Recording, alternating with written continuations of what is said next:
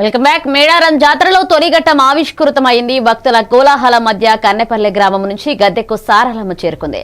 గిరిజన సంస్కృతి సాంప్రదాయాల నడుమ సారలమ్మకు అడుగడుగున భక్తులు నీరాజనం పలికారు. అమ్మవారిని దర్శించుకుని భక్తులు పులకించిపోయారు.